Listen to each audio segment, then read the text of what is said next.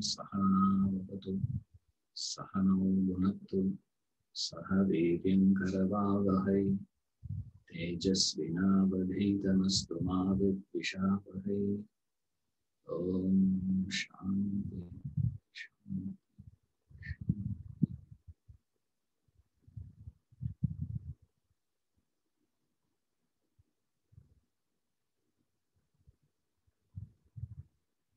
Hari Om.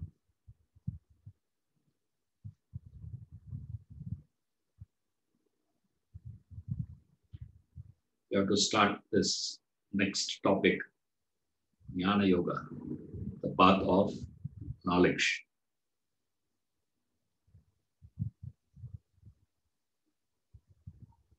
I'll read and then I'll explain the thing. Page number 217. Gnana Yoga, path of knowledge. Jnanam means knowledge. And Gnana Yoga is the path of knowledge designed for persons in the intellectual category. It is meant for those who inquire into the mystery of life and the world. Who am I?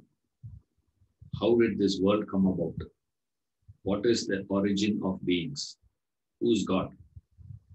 The path of knowledge finds answers to these questions. Gnana Yoga is not mere erudition and scholarship in religious literature, not cramming spiritual knowledge from textbooks, precepts, and preceptors. True knowledge arises out of an internal discipline of reflection and contemplation on the eternal truths. Scriptures and sermons play a vital part in your spiritual development, provided you think originally on the subject, reflect upon the truths therein until you assimilate, absorb them. As you absorb the knowledge, you apply it practically in all walks of life. You begin to question what is permanent and impermanent in life, what is eternal and ephemeral, distinguish the real from the unreal. This discipline has been brought out by one potent advice by the poet philosopher Shankaracharya, Nitya Anitya Viveka Vichara, which means reflecting on the distinction between the eternal and the ephemeral.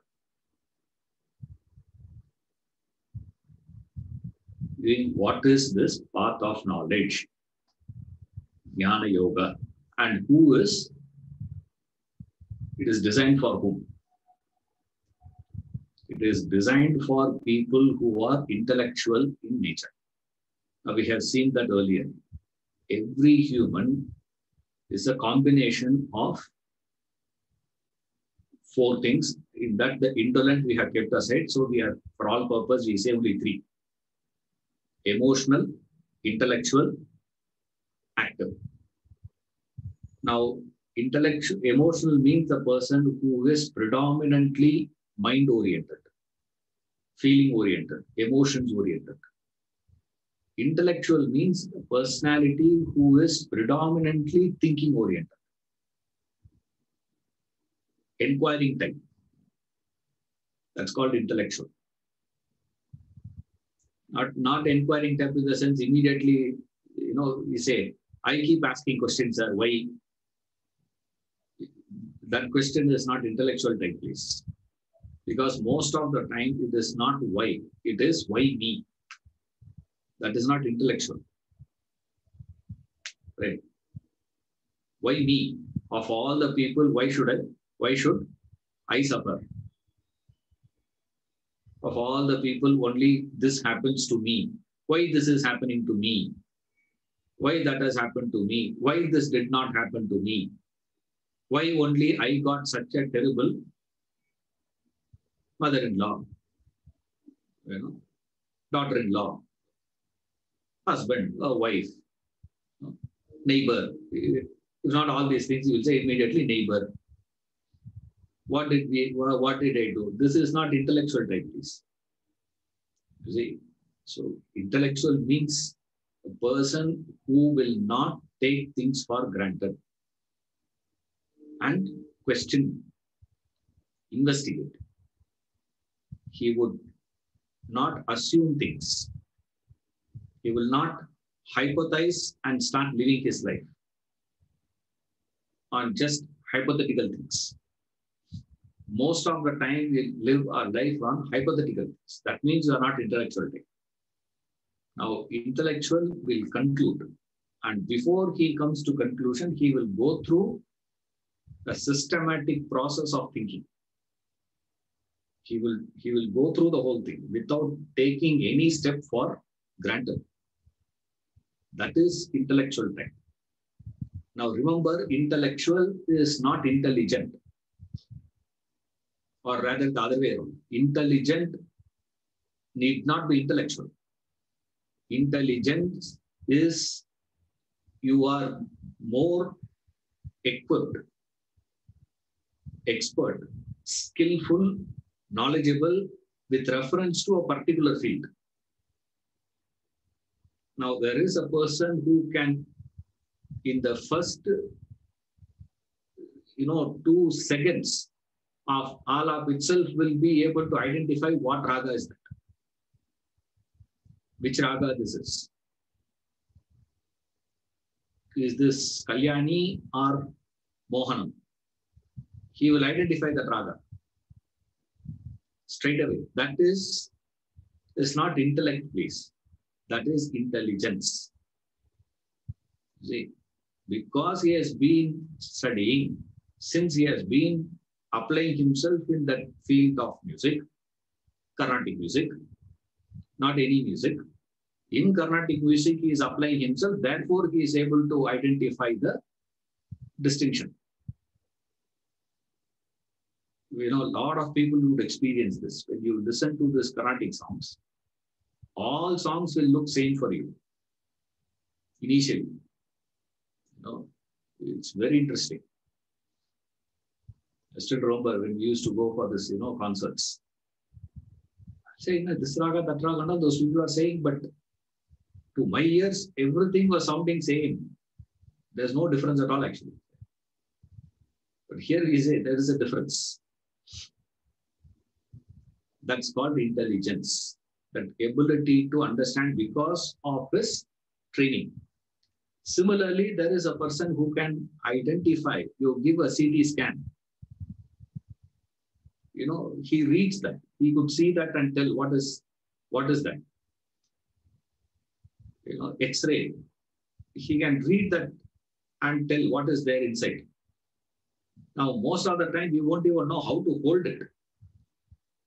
You give a CT scan, the film they give, you would not know how to hold it. This way you have to hold, the other side you have to hold, upside down you are holding. How you are supposed to be holding, we have no idea. But he has that knowledge. That is called intelligence. Remember that. So intelligent people need not be intellectual. They are two different things. They are not the same. Remember this. We are discussing about intellectual people here. Gnana Yoga is designed for people who are intellectual in nature. Predominantly intellectual in nature. Everyone thinks. It's not that, no human being in the world can say that, I'm not thinking at all, unless you are, off. As long as you are a normal, sane being, you will have a portion of thinking. But that doesn't make you intellectual. So intellectual generally means this. Then in the context when we say you are predominantly intellectual by nature. Predominantly he lives his life on the basis of investigations, inquiry, thinking. Then he is intellectual. Such a person takes to this path of knowledge, Gnana Yoga. He is the one who is qualified for this Gnana Yoga. Now, what does he do? He starts asking questions. Who am I? Straight away out. Because all of us have clear answer to that question. We don't have any doubt. You see, You can say, who am I? Of course, I know what I am. In the class setup, we will say what? I don't know who am I and all those things. The moment we close the book and say, okay, we'll meet next week, or we'll meet in the next class. Now, will you go out and say, I don't know who I am? See, that's why this doesn't work for most of us. A lot of people would say that, I've been reading this, who am I? Ramana Maharishi. It's what, who am I? He genuinely had the doubt. Now, fundamentally, we know what we are actually. After having established my knowledge about myself, I go about, reading that work of Ramana Maharishi. Who am I? Nanya. I will read. And you will read all the scriptures. That will not make you the practitioner of the path of Gnana Yoga. You've got to have this fundamental question. Fundamentally, you should be confused with reference to who am I? Straight away, we will say, sir, we'll skip this portion. If you are really reading this, you will say, Bhakti Yoga ruled out. Sir, after reading Bhakti Yoga, before your class, we thought, we are all qualified for Bhakti Yoga. After your class, we understood what? Bhakti Yoga is not for us. Okay, we thought Gnana Yoga will be for us. 10 minutes over Gnana Yoga. You are not fit. Out. Okay, let's try Karma Yoga, he said. It's a very interesting case. Who am I? Do you have a doubt? Is there any suspicion? Essentially, we don't carry that. If you, honestly ask yourself, do you genuinely believe you don't know who you are? Forget about our classroom setup. Beyond this classroom setup, have you ever had that doubt? When you are interacting in your office, when you are having, when you go to your, wedding, some social, get together, when you are talking to your relatives, your neighbors. Anytime, have you ever suspected that I don't know who I am? This thought will be there. Today, if you are having this, Yugadi get together, if you are having after the class, then you will be asking this question. Yeah, we shouldn't said no in the class. Who am I? I don't know who. Suddenly the thought will come in between, and the moment the thought comes, you will dismiss it and move along. There's no doubt at all actually we have. And then we say we are practicing Gnana Yoga. What Gnana Yoga you are practicing? These fellows have that confusion. Yes. Inquire into the mystery of life and world. It's a mystery for them. It's a real mystery. What is this? How did this world come about? From where all these things came? Hey, have you not studied in school? Darwin has told no. From where we all came? Monkeys. From where did monkeys come about? All monkeys came from donkeys. I don't know. I'm just saying, okay. Don't say Darwin said that, Darwin didn't say. I'm simply saying, I don't know. And from where did the donkeys come about? All the donkeys came from nowhere.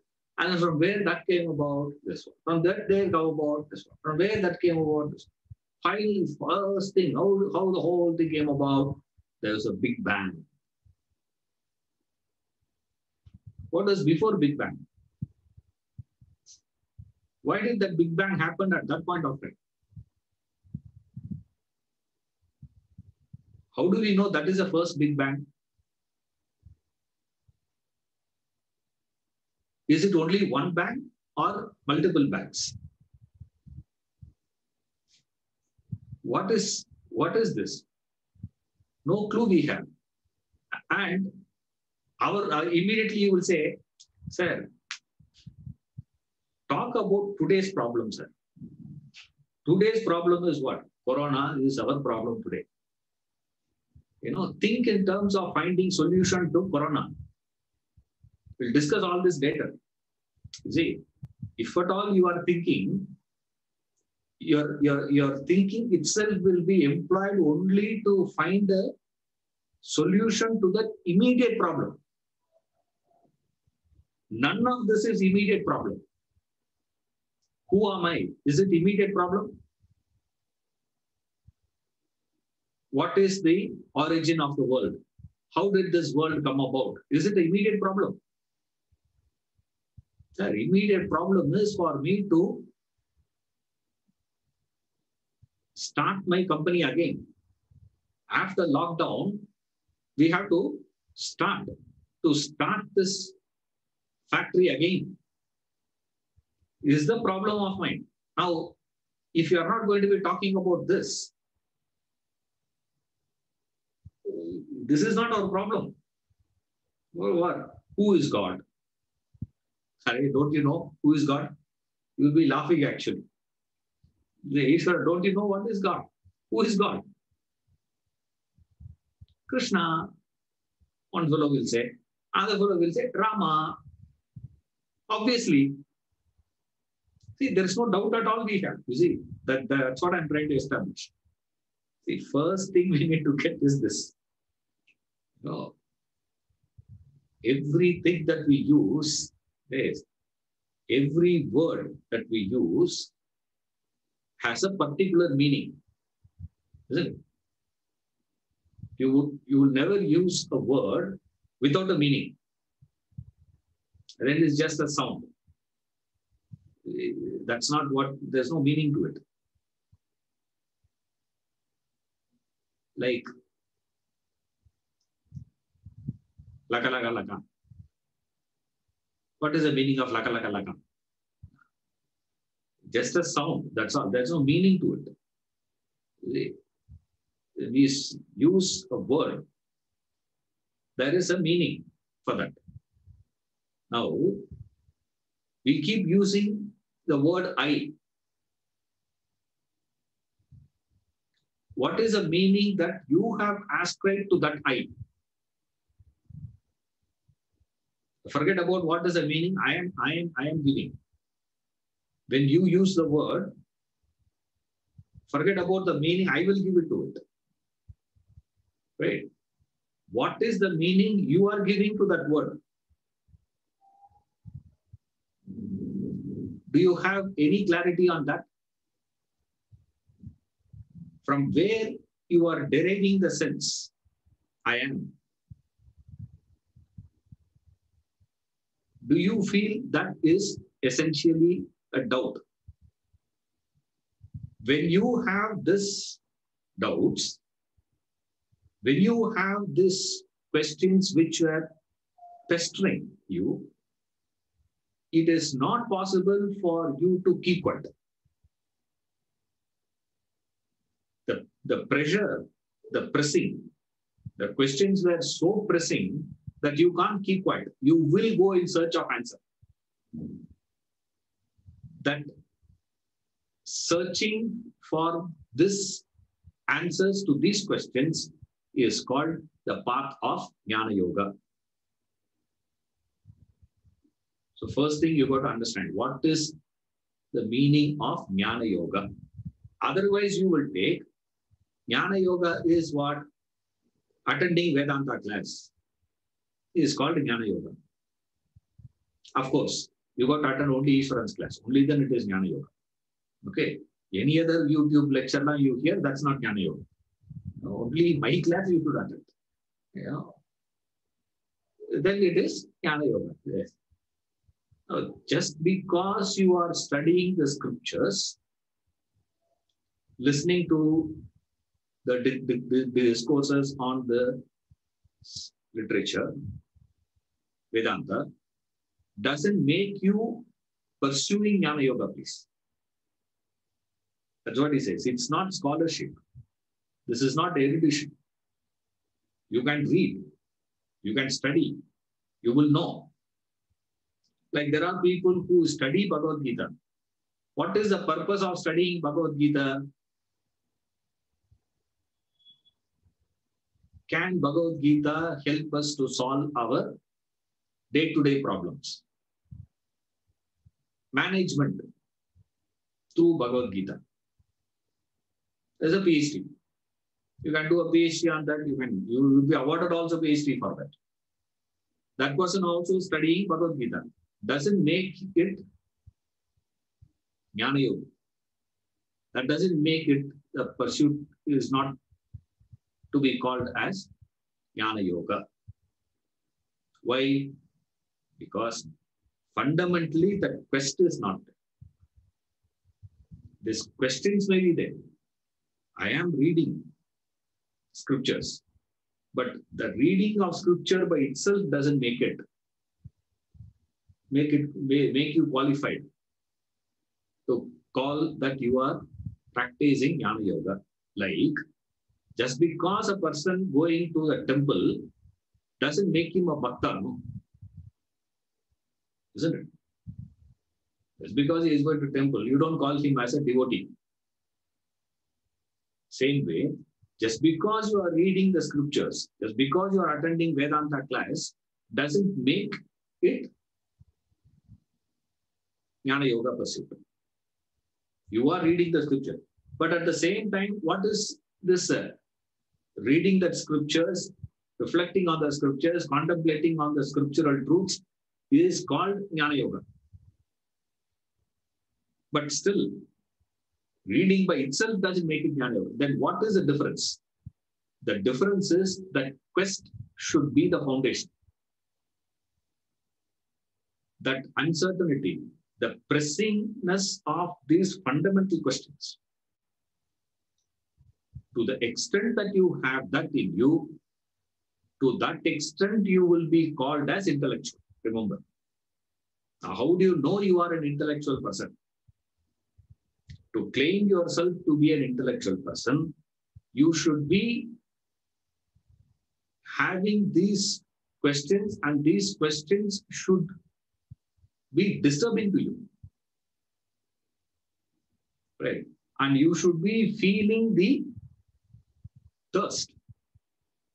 Like Ramadev gives a beautiful example. Says, in the railway station, in those days he would say, in railway station, these kids, boys will be selling water. 1 anna, 1 anna, 1 anna, 1 anna. They will be saying and going. I think it is 8 paisa or something. If you call that boy and negotiate with him, will you give that glass of water for half an anna? He will not be there. He will just move away from you. He will not even stand and negotiate with you, talk to you. Why?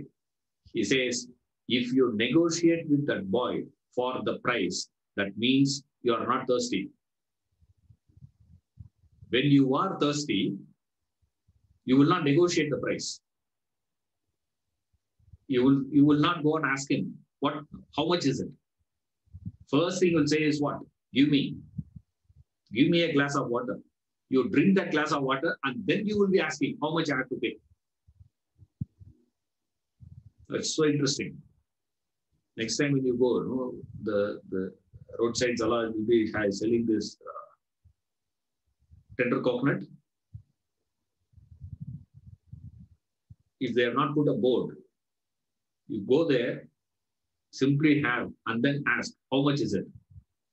He will charge you more. He'll say 40 rupees.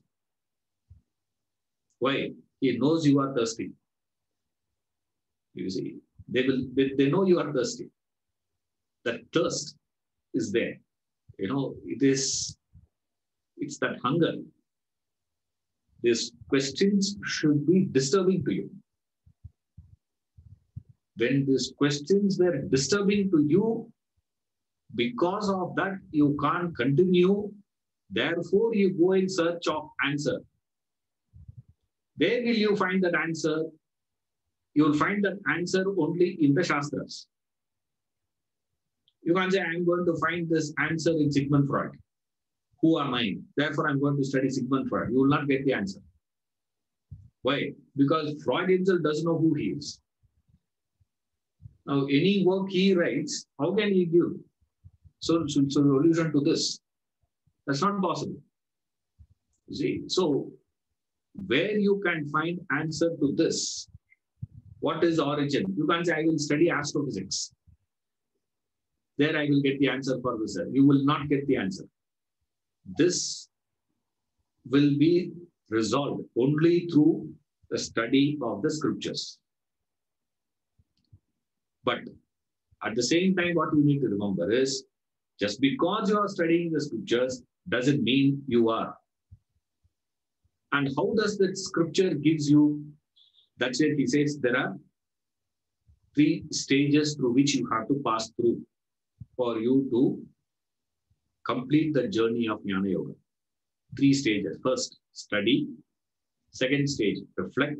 Third stage is contemplate. Shravana, Manana, Nididhyasana. These are the steps. When you are studying the scriptures, thinking along with the aid of the scriptures, when you are going through, then you have this, then you are practicing this Jnana Yoga. Here, what is interesting is, as you are gaining this knowledge, you apply it practically, automatic. There is no necessity for you to be having this practice sessions in Jnana Yoga. In Jnana Yoga, there is no practice. Right. Here, what does it say? That's where we get really bugged. These active personalities, these emotional personalities cannot relate to this Jnana Yoga. Why? Is because they don't understand what is this? No, it doesn't work like that. Like imagine in a village, the entire village, there's a first boy who wrote the exam and he has got scholarship to study engineering in IIT. Okay. IIT Madras. Right. He has to come from his village and move to IIT to study. And this boy is trying to explain to his father, mother, to his family to give permission to him. Right. And they don't understand what is IIT, what is engineering, what is this, nothing of that sort. How he will explain? He'll say, Dad, you work no? Whole month you work no? Yes. Whole month of your salary, I will be getting as my pocket money.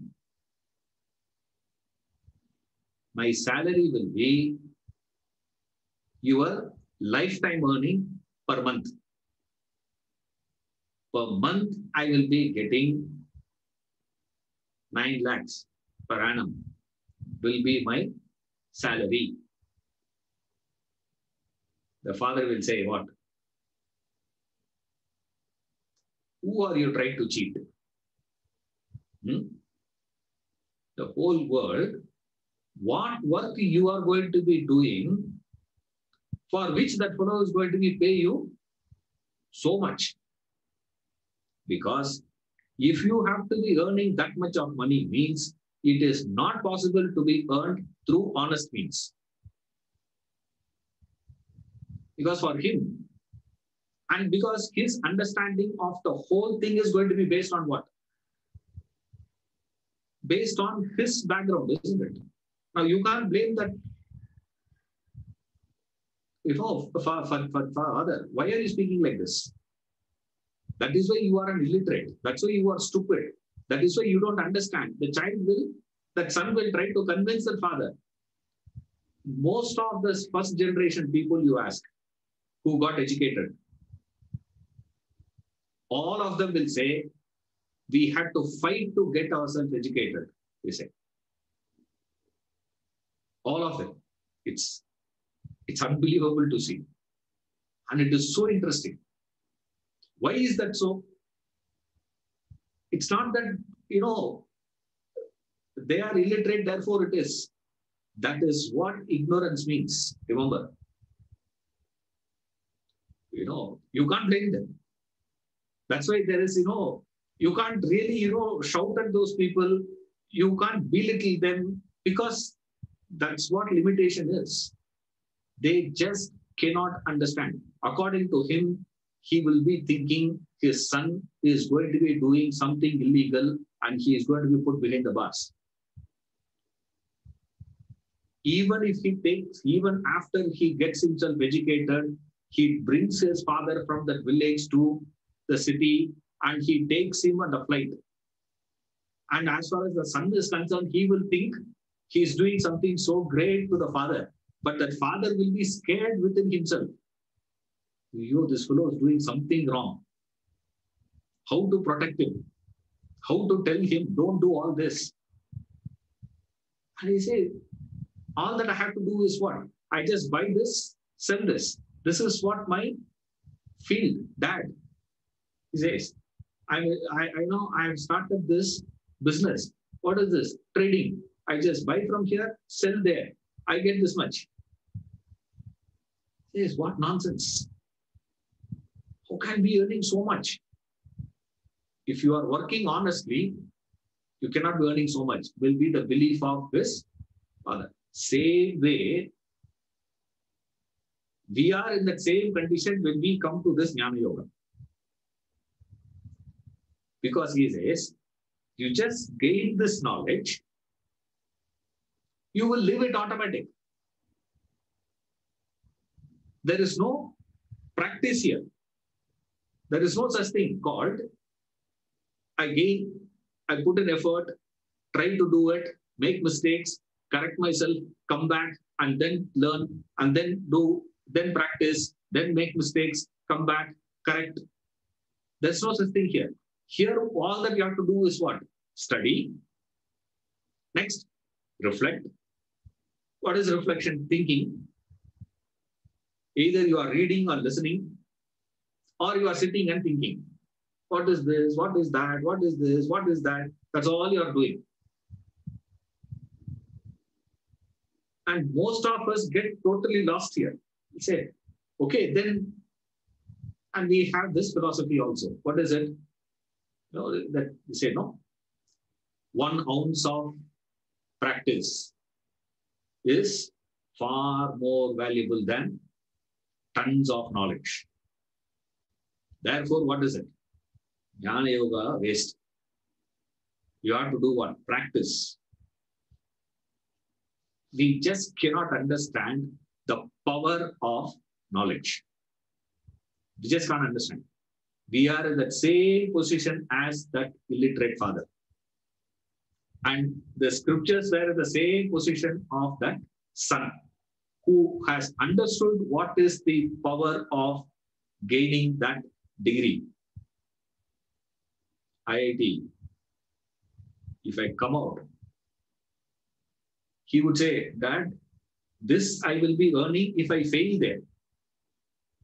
If I get gold medal, right? If I study well there and pass, then I will be earning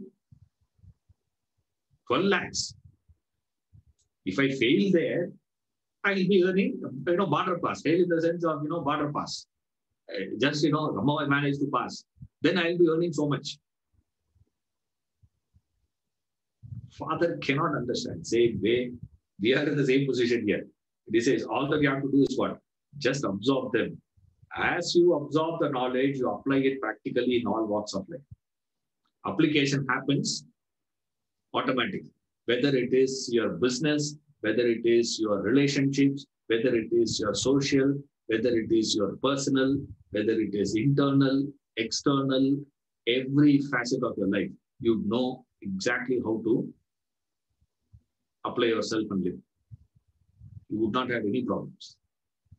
But before that, what is required, sir? He says, you have to practice this. For which he just gives one example. He says, what is that? He says, what is essentially this Gnana Yoga path? He says, as you keep learning the scriptures, first you start learning from here. Learning happens through reading or listening. One of that. Very traditional one is through listening. Like Shravana literally means listening. Either you listen from the master or you read from the textbook, whatever the case, whichever is available for you. You read. As you keep doing it, what happens, says, is you start to probe into what is real and what is unreal. You start questioning. Now, real unreal is just one example. Okay, don't take it literally, that word real unreal. It's one of the examples he takes. Like, after a point, you start probing and inquiring, if I have to gain knowledge, you would suddenly take a turn there. First, you will be reading, listening, and trying to understand what is said, all those things. But then suddenly, you switch to a different dimension. In your thinking, the whole direction will take a turn. The turn there, that is, if I have to understand knowledge, that is possible only by probing into ignorance. If I have to understand what is real, you can't be questioning the real. You have to probe what is unreal. Again and again probing into what is unreal and understanding this is unreal. This is unreal. This is unreal. This is ignorance. Ignorance. Ignorance. Ignorance. All that you probe and understand is ignorance. But what you gain there, sir, is the motivation to seek knowledge. More and more you probe and understand ignorance, you will be motivated to pursue knowledge. More and more you probe and understand unreal. What is unreal? Whatever you probe turns out to be unreal, or this way. Right? It's not that you probe into unreal. Remember, that's why this is very interesting construction by Shankara. Nitya, Anitya, Viveka, Vichara. You do that Vichara. That Vichara subject you take, anything you start probing, you identify that, you conclude that as Anitya. Automatically question comes, if this is also Anitya, then what is Nitya? Then you take the next one and start probing. And there also you come to conclusion what? This is also anitya. Okay, then what is nitya? Probe, probe. This is also anitya. Oh, that is also anitya. This is also anitya. This is also anitya. This is also anitya. All that is anitya means finally the fellow will say, is there a thing called nitya ever exists? But it has to exist. Why? Without something as nitya, anitya cannot exist, no? Isn't it? Any lie has to have a foundation on truth only. Isn't it? It has to lean on truth. A lie cannot have an independent stand of its own. The foundation has to be. So the movie can be illusion. But the screen has to be there, no. For the projection of that movie, the screen has to be there. Now I'm dismissing, this is movie, this is movie, this is movie, this is movie, this is movie. The fact that all that is known to me, I dismiss as anitya, his quest, his desire to seek, to know that nitya gets far more rooted. The rooting of that is what is defined here by Shankara as nitya, anitya, viveka, vichara. It's not that you are sitting and saying, okay, this is nitya, that is anitya. This is nitya, that is anitya. This is nitya, that is anitya. You are simply declaring, you are not probing. Isn't it? This is red marble, this is blue marble. When you say, you are only declaring, you are not investigating. You have to take one marble and see, is it blue or red? Every marble that you are taking out, everything that you are taking out is, it starts as red. Upon inquiry, you understand that is what? Blue, throw. Then again you take the next one. This is what is it? This is all throw. Throw. Everything you keep on throwing like this. All that you believed as knowledge that you are carrying finally concludes as what? Only ignorance. It is ignorance that you are carrying as knowledge. This process is called Gnana Yoga. I'm making it clear, or I'm making it, more complex. Sir, book is easy to understand. His job is to give. Right? I say, what I can give is what I have. Clarity, if I have, I will give you clarity. If I have only confusion, I can give you only confusion. No, if I have Indian currency, I can do dhanam in Indian currency. If I have US dollars, I will give in US dollars. Now, if you want US dollars, you come to me. That's your mistake. Okay. Clarity you want, you have come to the wrong place. Right. That's why you can't blame me. No, sir, confusion. The confusion is because of, that's what I am totally confused. Therefore, you get only that.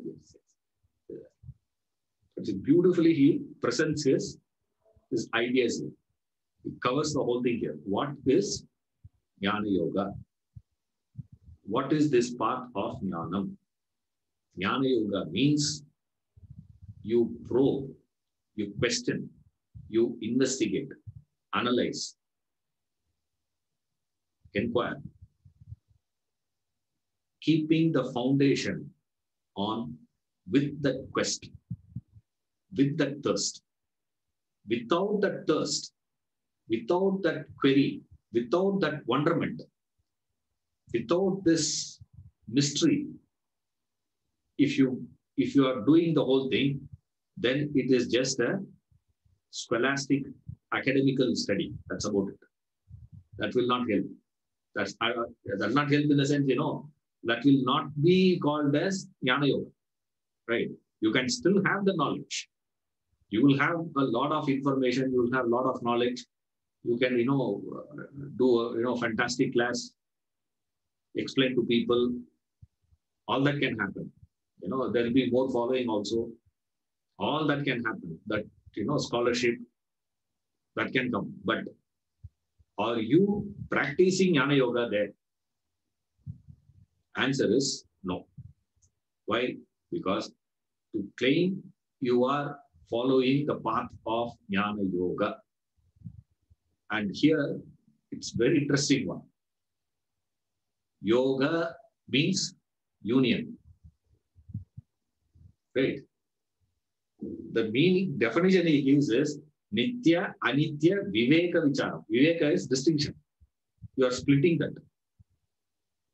Right? The splitting is called as yoga here.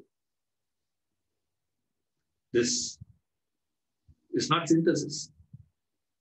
This is, you are not synthesizing here. You are distinguishing. You are dividing. The division is that Viyogam is yoga.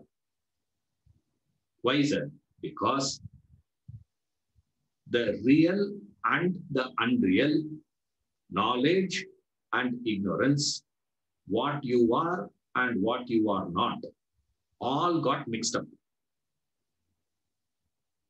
Jnana Yoga is a path through which you remove, you distinguish, you divide that, you split that into two. What you are and what you are not. What is real and what is unreal. Therefore, Jnana Yoga, it is called as Jnana Yoga. Otherwise, Jnana Yoga is what we have to call this. Strictly speaking.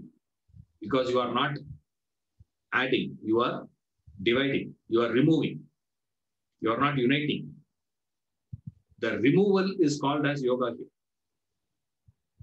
That's why people get really, a lot of criticism is there with reference to Jnana Yoga. A lot of people criticize. They say, that too today, they say, all this fellow sitting and talking all the time, wasting the time, will not help. What you have to do? Say, go out and serve the world. That is far better than doing all these things. In fact, this analysis and reasoning and all this is not going to help you. Say, no. It is the process through which you probe and inquire. You probe into what? On your own, can you probe? You probe. If you are capable of doing it on your own, but when I say if you are capable, you will not be sitting in the class. Okay.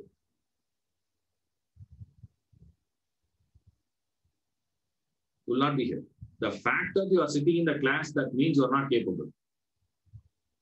So therefore, what you have to do, read the scriptures properly. Don't do on your own. I'm going to study on my own. I'm going to think on my own. And today it is a passion to say, I have not studied Bhagavad Gita. I have not studied Ramayana. I have not studied Mahabharata. And the fellow says, I have not studied Mahabharata. He is giving a discourse on Mahabharata. And the best part is there are, 2.5 lakhs viewership for that. And not a single fellow asked, sir, if I tell you, I have not studied mathematics at all in my life. I have not studied physics at all. But I'm going to give a discourse on what is algebra, integral calculus. If I give a lecture on E is equal to mc square, and I tell you in the beginning itself what? I have never studied physics. I have never studied medicine. If you go to a doctor, the doctor says, I've never studied medicine. I don't know about all those things, but I'm going to give you, I am the one who is going to be doing the surgery on you. If the fellow says, don't we put those people behind bars actually? If someone were to be practicing medicine without studying medicine, someone who is putting up a building without the knowledge of engineering, will you buy the house? And what is interesting is, only here we have this idea today. What does it say? I have not studied anything, but I'm going to give a lecture on Mahabharata. I'm going to give a lecture on Bhagavad Gita. On what basis? Basis is what? I have viewed this B.R. Chopra's. You know, I'm not saying anything wrong, this. But that doesn't qualify you. You can't say that, I have read those things in Amar Chitrakatha. Amar Chitrakatha is not for, that's meant for kids. No. But this fellow says, why? Because we have not understood Gnana Yoga is a specialization. It's a path of specialization. Spirituality is a specialization. We have not understood that. All other dimensions of life is you've got to be qualified, and you should have studied it properly. Only then we go. Otherwise, we will not go. There are doctors, or there may be a person who is an engineer by nature. But still, when you want to build a house, you will not call that fellow to give a design to you. If you have to get your daughter's surgery, appendix, just appendix surgery, that's all, nothing great. Just cut it and throw, that's all they have to do. Now, you will not take your child to this doctor. You see, for conversation purpose, it's okay. Entertainment purpose, it's okay for us to talk about that person. But when you are in need, do not go. Why? Because we understand that is the field of specialization. Do we understand spiritual knowledge? Treating a scripture, any scripture for that matter, whether it is Bible or Quran or Guru Granth Sahib, Dhampada, Bhagavad Gita, Vedas, Upanishads, whatever it is, any scripture for that matter needs a specialization. Who can treat that self? Only a person who has gone through the study, a systematic manner. A qualified person should treat it. So what is Gnana Yoga? Gnana Yoga is, I carry this queries in me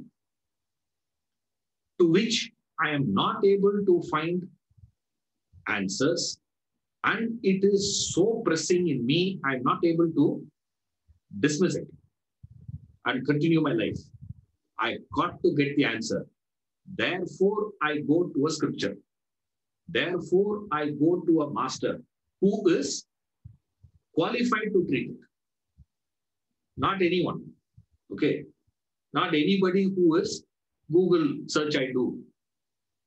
In YouTube, maximum viewership. Maximum viewership you get for a foodies, YouTube channel. There's a person, he's a foodie. Foodie, I suppose you all know. His job is he will go from one restaurant to another restaurant. Every restaurant he will go, he will order, he will eat. Camera will be shot. He will eat the whole thing and explain to people how good that food is. That's all. And he has a subscription of over 10 lakhs. And people write also with that. They also write, sir, please take care of your health. They are so worried about you. Or he has to eat, next restaurant. No? Next restaurant. Every day. I don't know how he survives. So many videos are there. Don't ask me which channels are. There's a fellow who will ask, one comment will come. Sir, what that, which channel is that? I have that quest I have the questions. I am not able to find an answer on my own. Therefore, what I do, I go in search of that answer. When I'm going in search of that answer through the aid of scripture, Vedanta, and take this scriptures and the teachings of these masters were to be the source through which I can get an answer. For that, with this understanding, if I were to be studying the scriptures, then it is called Gnana Yoga. Otherwise, reading the scriptures is what? Reading all this, attending lectures and all this is scholarship, academic. I'm not saying it is wrong or anything. I'm only saying it is academical. That's all. It's not nothing, right or wrong is not the point. The point is this. Here, the beauty of this Gnana Yoga, the power of this Gnana Yoga is what is so unique about Gnana Yoga. Like Bhakti Yoga has its own flavor. Similarly, Gnana Yoga also has its own. What is so unique about Gnana Yoga is there is no such thing called you gain, practice, and then perfection. There's no such thing. And then you got to live it. No. Here, you gain this knowledge. As you keep gaining your understanding, it gets translated into living effortlessly. There is no gap between this gaining knowledge and living it. There is no practice phase here. That is the uniqueness of Gnana Yoga. So what we have seen is only these things. Then in that Gnana Yoga, starting point or one of the essential points that he has given is this distinction between Nitya and Anitya. Now to distinguish, we ask immediately, this is what is meant by probing, reflection. Reflection means what? You read that sentence. Okay, what is this? Shankaracharya puts it.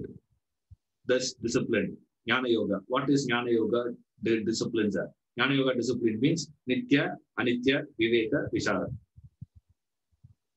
Right. Distinction between Nitya and Anitya. For which I should know this is Nitya, I should know that is Anitya. Now, we don't know what is Nitya. Right. We don't know that at all actually. Then how are you to distinguish that? Then what is this? What is meant here was you take a dimension and start probing. You take a padartha, you take an aspect of life, you take any dimension of life and start your inquiry. For which he has already given three angles. Who am I? You can inquire. Or you can inquire into what is the origin of the world. Or you can inquire into what is God. Who is God? Where is God? So you can inquire into God. You can inquire into nature. Or you can inquire into yourself. You can inquire into three things. You, world, God. In these three aspects, you take any one of that. Whatever conclusion that you have with reference to these three, you ask this question, is it Nitya or is it Anitya? What is my understanding of myself? The test is what, sir? Nitya, Anitya. Does it fall into the category of Nitya or does it fall into the category of Anitya? Whatever the criteria is, we will see that next. Then what happens, sir? All that is known to me falls into the category of Anitya, Anitya, Anitya, Anitya, Anitya. Essentially, what does Nitya means? Eternal. That which existed in the past, that exists in the present, that which will continue to exist in the future. This is called Nitya.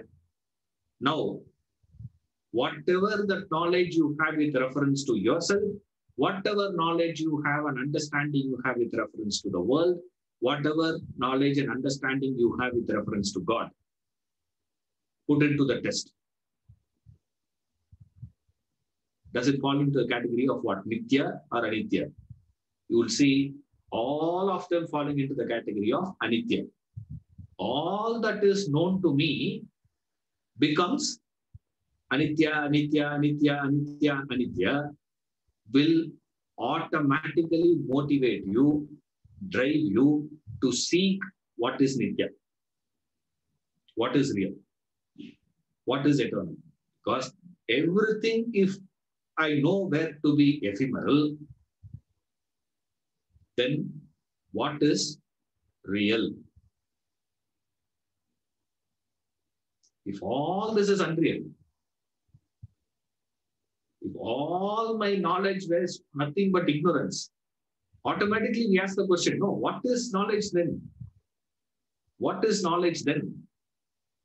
That is the starting point of Upanishadic student. See, the starting point. When you read Upanishads, that's where the problem is. Most of us can't get inspiration from Upanishadic lectures. Bhagavad Gita we can connect. Upanishads we find very difficult to relate. YouTube you can see how many Upanishad lectures are there, how many Bhagavad Gita lectures are there. And for any Bhagavad Gita lecture, how many viewerships are there? Upanishad lecture, how many viewership is there?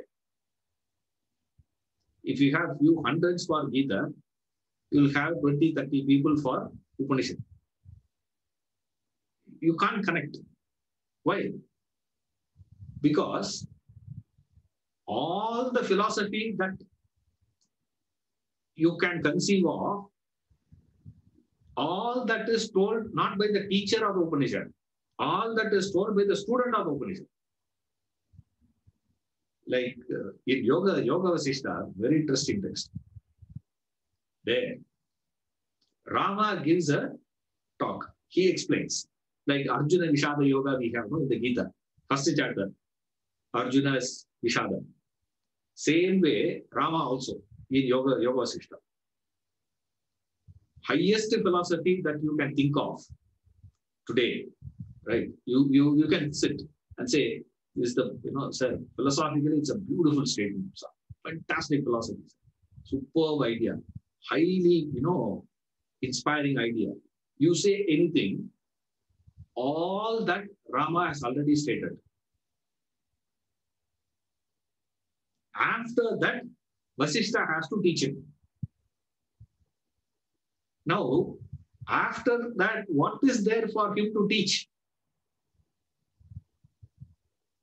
Like you go to the Upanishads, the students, that's why if you see the commentaries and all, you will find lot of explanations given for the question, not the answer.